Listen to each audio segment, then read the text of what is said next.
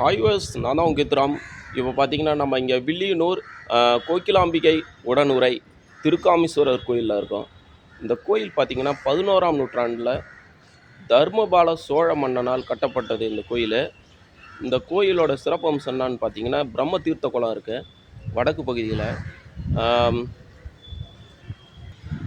பிரம்மர் தன்னுடைய சாபத்தை போக்க இங்குள்ள பிரம்ம தீர்த்த குளத்தில் நீராடியும் சிவனை வழிபட்டும் பூஜை செய்தும் வந்தார் என வரலாற்று நூல்கள் தெரிவிக்கிறது. 1000 ஆண்டு பழமையான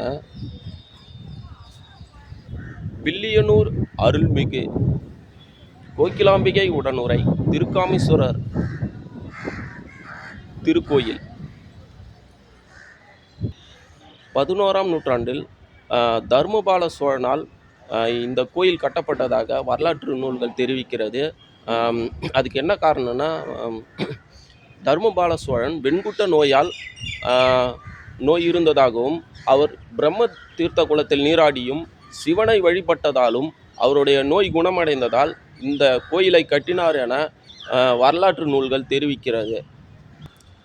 என்னுடைய பேக்ரவுண்டில் இருக்கிற இந்த கோபுரத்தோட உயரம் பார்த்திங்கன்னா 97 அடி. ஃபுல்லாகவே பார்த்திங்கன்னா சோழர் மன்ன காலத்து சிற்பங்கள் அந்த கோபுரத்தில் இடம்பெற்றிருக்கு. என்னோட பேக்ரவுண்டில் இருக்கிறது தான் பிரம்ம தீர்த்த குளம். இங்கே தான் பிரம்மா பார்த்திங்கனாக்கா தன்னோட சாபத்தை போக்கிறதுக்காக இந்த குளத்தில் நீராடியும் சிவனை வழிபட்டும் இருந்தார்.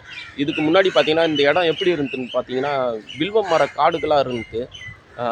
பிறகு பார்த்திங்கன்னா திருப்பணிகள் நடைபெற்று குளம் தூர்வாரப்பட்ட போது கோகிலாம்பிகை சிலை கிடைத்ததாக இந்த கோயிலின் வரலாறுகள் தெரிவிக்கிறது. பின்பு அந்த சிலை கோயிலின் கருவறைக்குள் எடுத்து சென்று மக்கள் பூஜை செய்து வந்தார்கள் என வரலாறுகள் கூறுகிறது.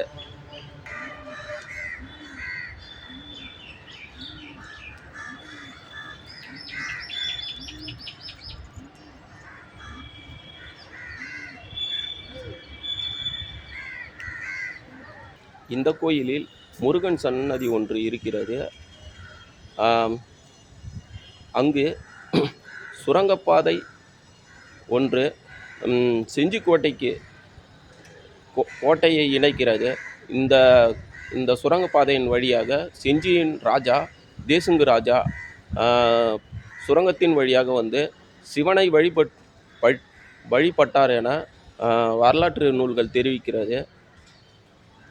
இந்த கோயிலில் பெண்கள் சுகப்பிரசவம் ஆவதற்கு வழிபாடு செய்ய நந்தி சிலை ஒன்று இருப்பதாக கூறுகிறார்கள்.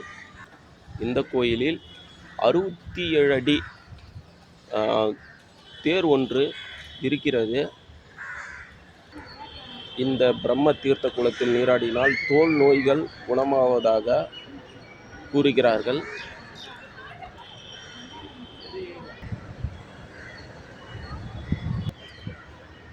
இந்த கோயிலின் சிறப்பம்சம் நவகிரக கோயில்கள் தனித்தனியாக இருக்கிறது.